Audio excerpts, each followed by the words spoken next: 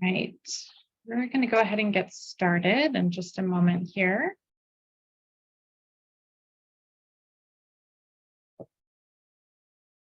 So thank you all so much for joining us today, for joining the Walk Cares team and our guest panel for a webinar on supporting workers with disabilities.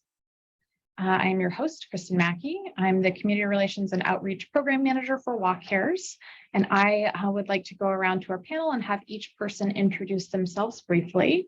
So we'll start with you, Cecily.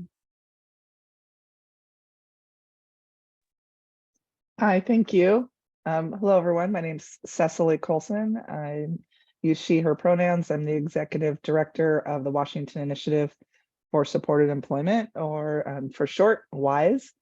And just a little visual description of me. I'm a middle-aged white woman. I've got just beyond shoulder length white kind of wavy hair. I'm wearing a black shirt today, and my background is a white with a little bit of netting and the WISE logo in the background. Thanks for having me today. Thank you. And Beck.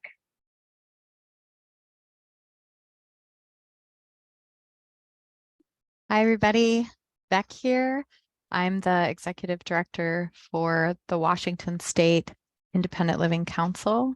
I use she and they pronouns. I am a white and non-native woman with dark hair and light eyes. Happy to be here today. Thank you. All right. And Kyle. Hi, I am Kyle Jones. I am a supervisor at the Mount Vernon Division of Vocational Rehabilitation Office. I use he, him pronouns, and I'm a white man. Thank you. All right. So today what we're going to do is start with some remarks from our panel members in just a moment. And then we will share an overview of Walk Cares, and then finally we'll have an opportunity for audience Q&A. You are welcome, as we go through the presentations, to go ahead and enter your questions using the Q&A button on your screen as they come up for our panel to answer later in the webinar. And the slides and the recording will be posted on our website at walkcaresfund.wa.gov/webinars later today. So let's start by defining what we're talking about when we say long-term care or caregiving. Long-term care is help with activities of daily living like bathing, eating, dressing, preparing meals, grocery shopping, and more. It does not include medical care like doctor's visits and treatment for medical conditions. Long-term care covers a broad range of needs and circumstances, including for younger people who have been unexpectedly injured or become disabled or ill. And a lot of people don't realize how many different services and supports are included when we talk about long-term care. We often think of it as care in a residential setting like nursing homes or assisted living, but it can also include care provided in your own home. And in fact, most people with long-term care needs can stay in their own homes with the right support. And really the majority of this type of care is provided on an informal basis as unpaid care from a family member, a friend, or a neighbor. And with that, we're going to go ahead and get started with some remarks from Cecily. I'll hand it over to you. Great, thank you. And hello again, everyone.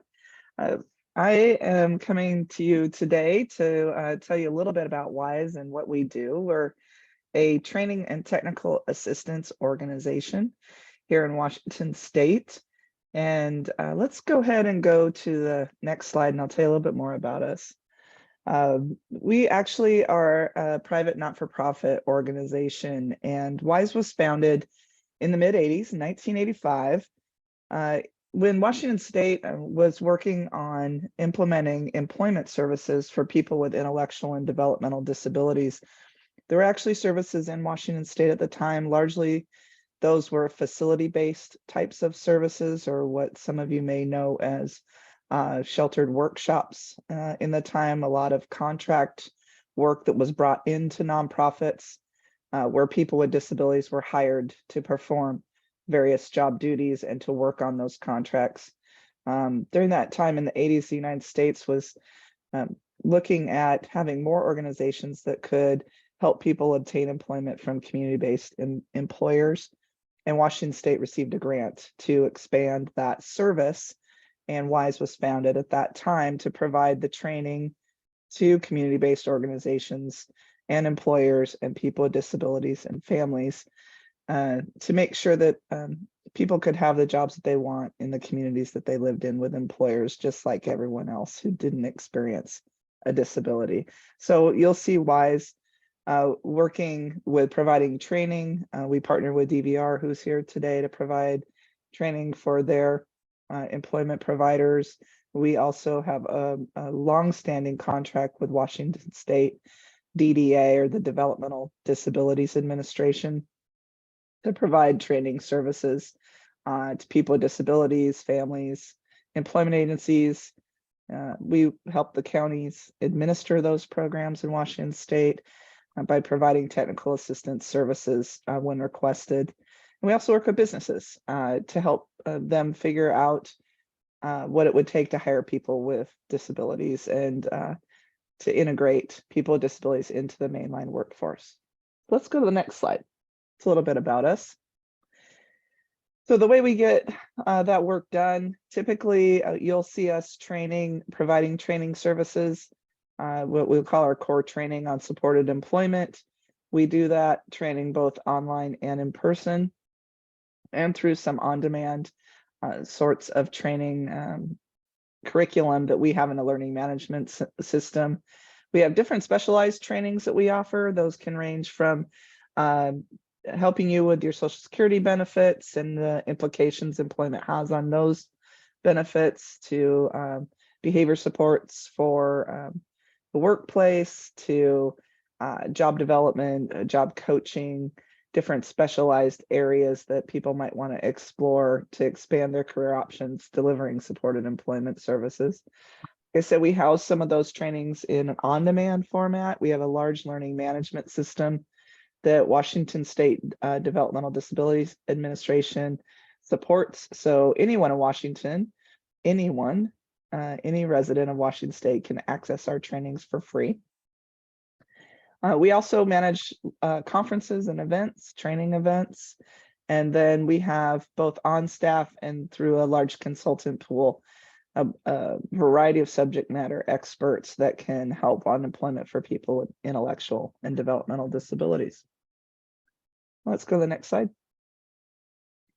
And just to give you a little perspective on how Washington State does with employment for people with intellectual and developmental disabilities, I have put on the screen a graph here. And on one side of the slide, there are bar graphs about the number of people that are in supported employment in Washington State. You'll see in 2019, there were 7,043. And now in 2023, there's 7,438. These are all adults with intellectual and developmental disabilities. And in this case means adult would mean over the age of 21. And currently over 72% of those individuals that are receiving an employment service are employed, earning some range of wages, and 1,985 people are still seeking employment, and 196 people, or 1%, 60 people are earning a sub-minimum wage as of last year in 2023. But as of October 1st, 2023, there are no longer any adults with intellectual and developmental disabilities earning a sub-minimum wage in the state of Washington. So that's a really great legislative support that we received in legislation several years ago to end the practice of paying below minimum wage to anyone, including people with intellectual and developmental disabilities. And just one other thing I'd point out on this slide, people that are in individual employment service category are receiving about 2.4 hours of support a week, and they're averaging about 10.3 hours of work per week. So you see they're supported as needed on the job, and the wages per week here is 177 $10 an hour for folks that are working right now. So just a little high level overview of the outcomes and what's happening in the employment program here in Washington.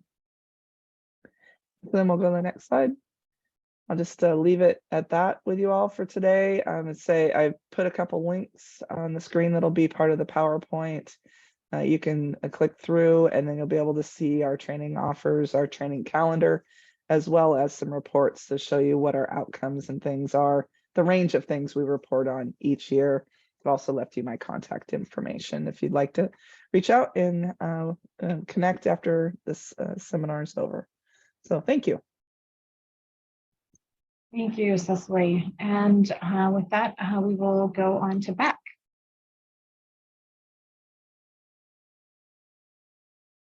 This is Beck, BEK. I do not have slides. Is it possible to take down the PowerPoint? Okay, cool.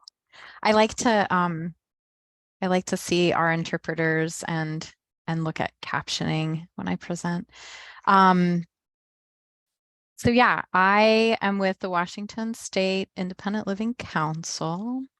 We are an 11-member governor-appointed council, and we're federally required for the state of Washington to receive vocational rehabilitation funds.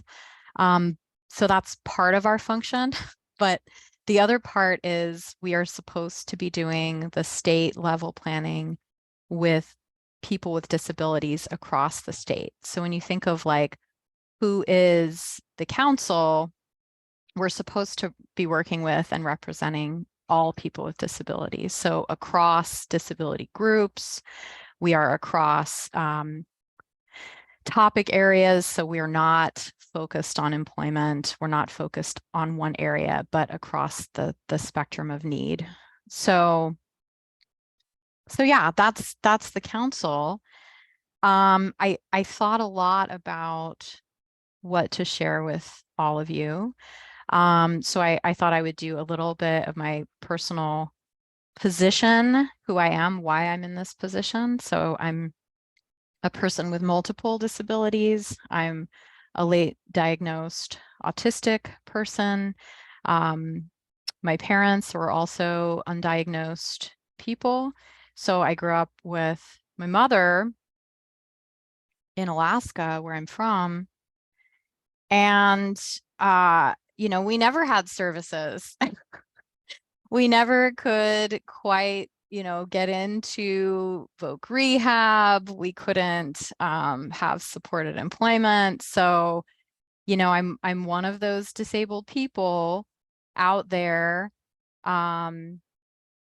without my diagnosis at the time, needing accommodation and unable to get it. So that means, I started working out of the home very young when I was 15, and I never had accommodations.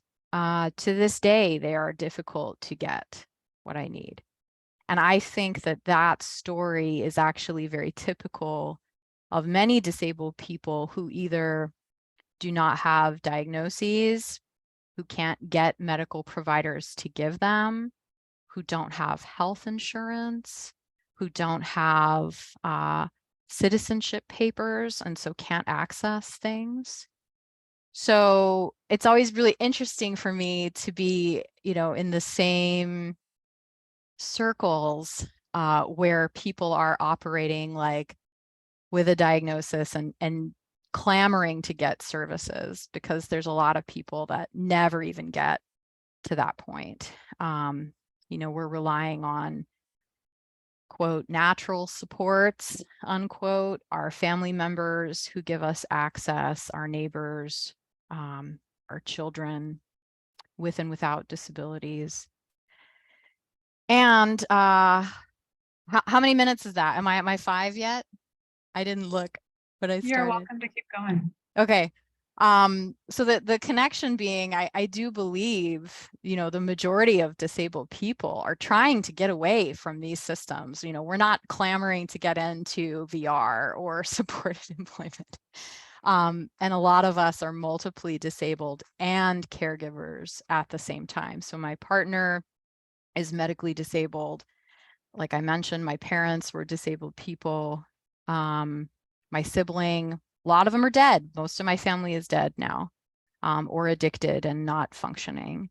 And this is the reality for so many of us. So what Washington is doing with WA Cares to try and do what everyone should be doing, which is supporting long-term care. It's really beautiful and it's necessary. And I consider beauty part of accessibility, kind of in the, there's a lot of advocates that argue about that accessibility is about beauty. It's an art and it's a science, and caregiving is part of access. So I'm here with that frame. Thank you. And thank you, Beck. And with that, we will go to Kyle, and let me go ahead and share my screen again. One moment. All right. Hi, I'm Kyle. I'm from the Division of Vocational Rehabilitation. Our mission is transforming lives by assisting individuals with disabilities to fully participate in their communities through meaningful employment. Some of the services that we provide are counseling and guidance. That's the main one. And then referral and information. We might find another community resource that could also help an individual that comes to us. Assessment services. So an example is if someone suspects that they have a disability, but they've never been formally diagnosed, we can pay for those assessment services to kind of figure out what that is and what barriers that disability is creating. Or we could use assessment services for vocational planning. And if someone doesn't know what they want to do for work, or they were working and they can't do that anymore, we can do assessment services to kind of figure out what an appropriate job goal is. And we also provide pre-employment transition services that's specifically for students in high school and up to the age of 21. And that includes like job shadow services, informational interview services, and work-based learning experience or work readiness training, which is like a short-term work experience that's paid. And then, for employers, we can help set up like an on-the-job training experience. We could have one of our assistive technology specialists come and determine, what accommodations or what rehabilitation technology would be most helpful for that employee, so they can be as successful as possible. Let's do next slide. Oh, I guess there's another. Oh, hold on. I just saw there was more. Let's see here. Oh, yeah. And then we can pay for training. So if someone needs additional training, we can whether that's college. Sometimes we pay for college. Other times we would pay for an apprenticeship or whatever that training looks like. Many times we cover the funding for that. We help people get work and we help through job placement services, and we help them keep work through job retention services. And then, like I said about the assistive technology service we provide, we would have an assistive technology assessment practitioner come in and figure out what rehabilitation technology would be a good fit, depending on that individual's needs. Okay, now next slide. Okay, so the process is an individual would come in that has a disability, and they would schedule an intake meeting, and then in that intake meeting they would apply for services.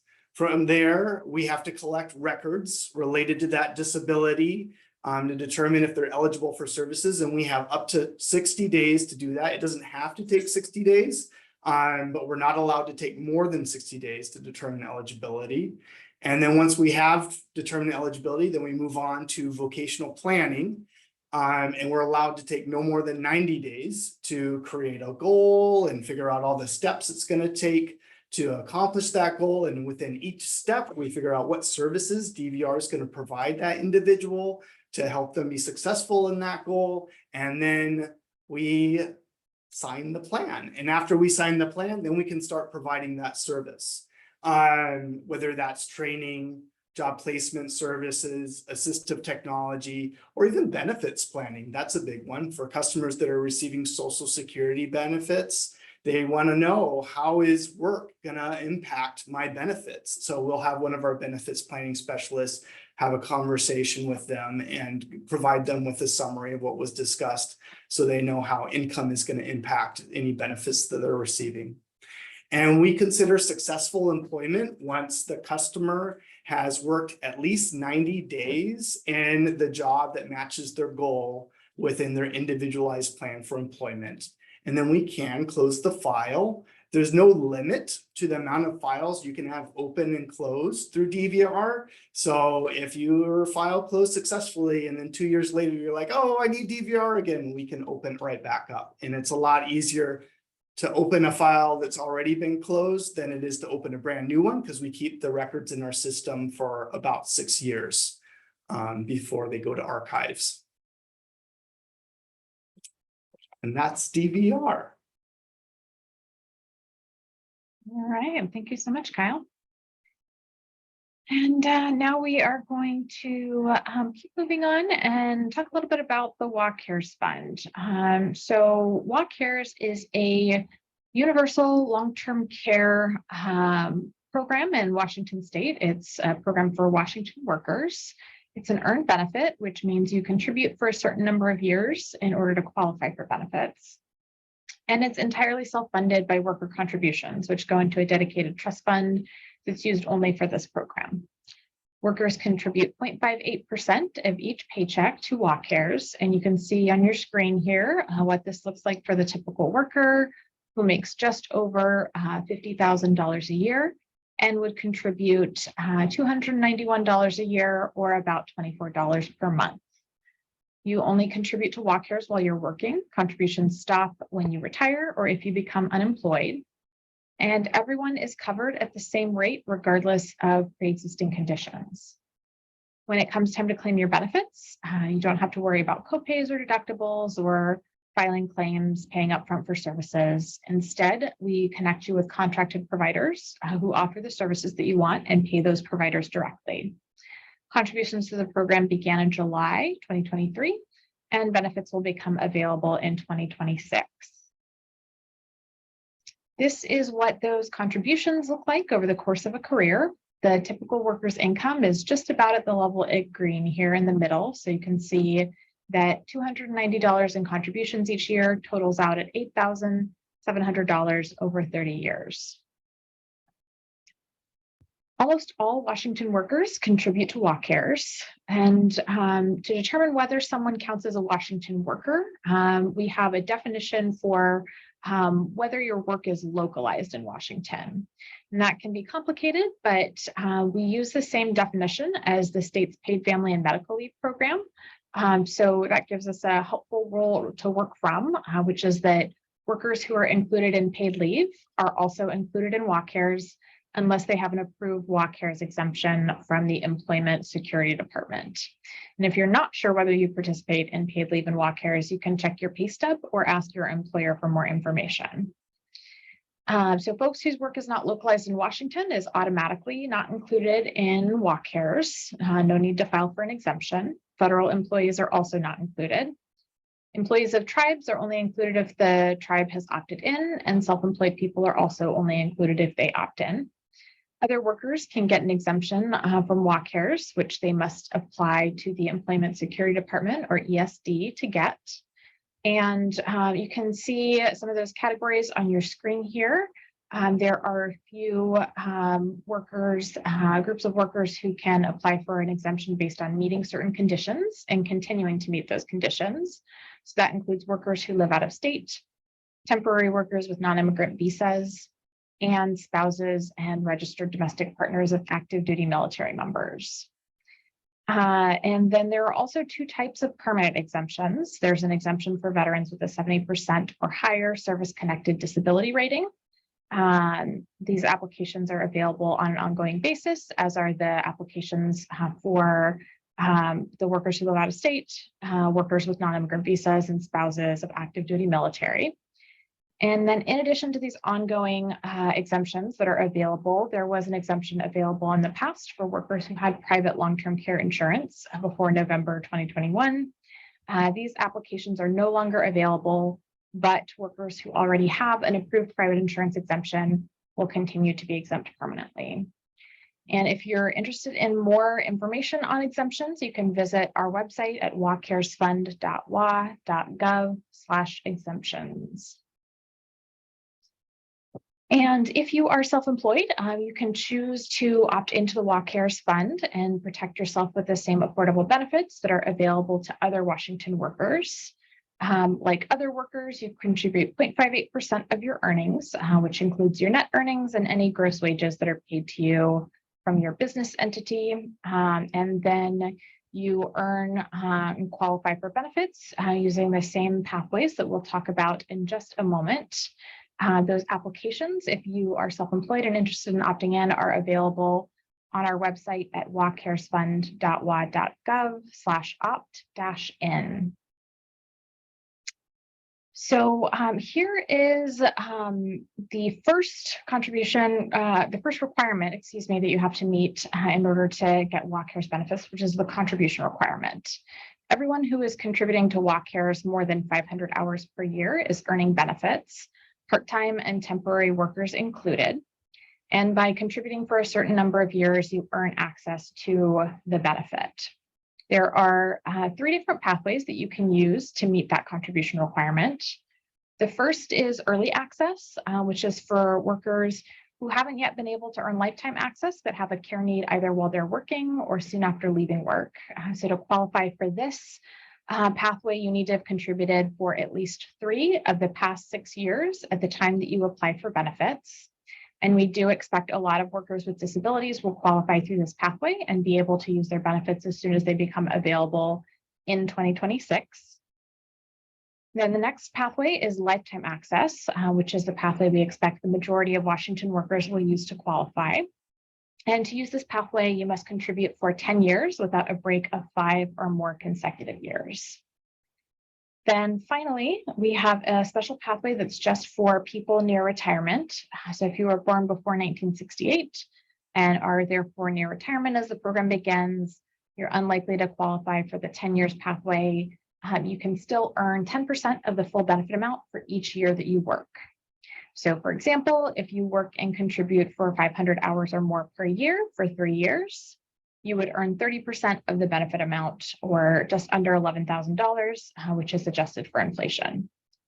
Near retirees have permanent access to whatever percentage of the benefit amount they earn at any time that they need care. And they are also able to qualify through one of the other pathways if they meet those requirements. Once workers meet contribution requirements and need help with at least 3 activities of daily living, which is the care need requirement, they get access to a $36,500 budget for services and supports. That benefit amount will increase over time with inflation. And with WA Cares, workers get the flexibility and freedom to choose the services and supports that meet their needs. So that could mean in-home care or residential care, but it can also include things like home modifications to make your home safer, assistive technology that can help with some care needs, adaptive equipment, and more. WA Cares is really designed to help people who have some sort of need for care stay in their own homes as long as possible, whether you're aging or someone with a disability. WA Cares also has many options that provide support for family caregivers. So you can choose someone who would otherwise be caring for you on an unpaid basis to get training and be paid, even your spouse.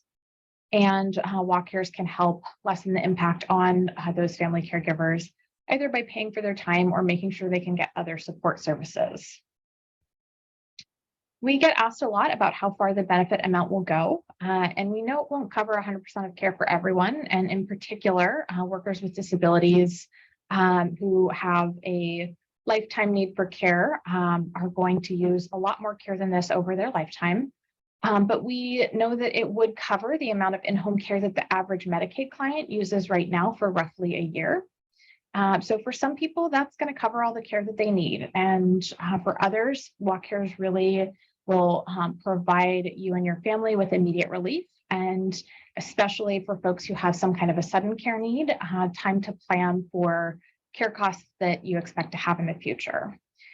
So you can see some examples here of how someone might use their benefit. You could pay a family member to care for you for about 10 hours per week for 2 years and get care supplies for about $33,500.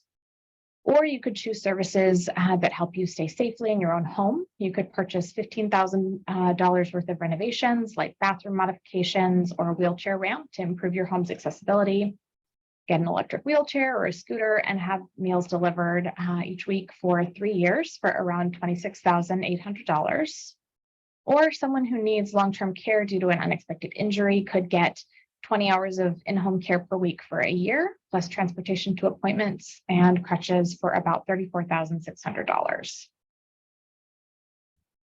We also have some great news from this legislative session, which is that the legislature has passed a new law allowing people to take their Walk Cares benefit with them if they move out of state. And that law was just signed by the governor last week. So under this new law, starting in July 2026, Washington workers can choose to continue participating in Walk Cares if they move out of state. To become an out-of-state participant, workers must have contributed to Walk Cares for at least 3 years and must opt in within a year of leaving Washington.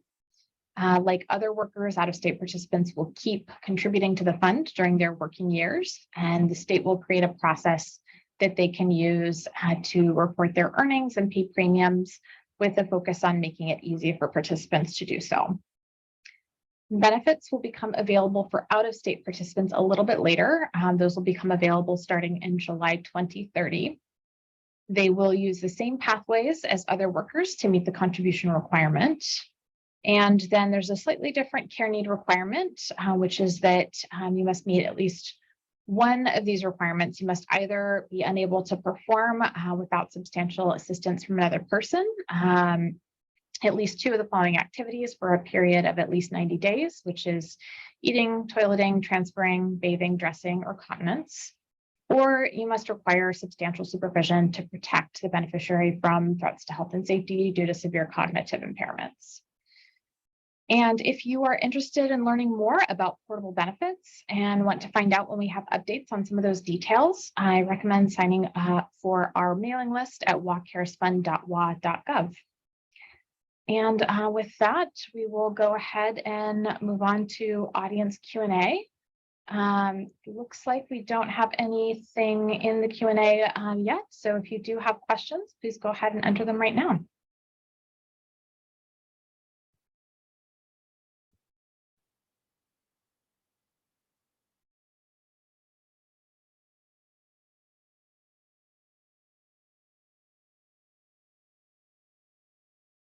All right. If there are no questions, do any of the panelists have anything that you'd like to share? Anything you'd like to add before we close out? Okay, well, thank you all for joining us today. We really appreciate your time. I'm going to share my screen one more time so that you can see some contact information if you have further questions about the program. Again, you can find the materials from today's webinar at walkcaresfund.wa.gov/webinars. If you have other questions about the program, you can contact us by email using the link that's on your screen on our website. That's an email form that will help direct your inquiry to the right agency to answer your question. And you can also use one of the phone numbers on your screen if you'd like to contact us by phone.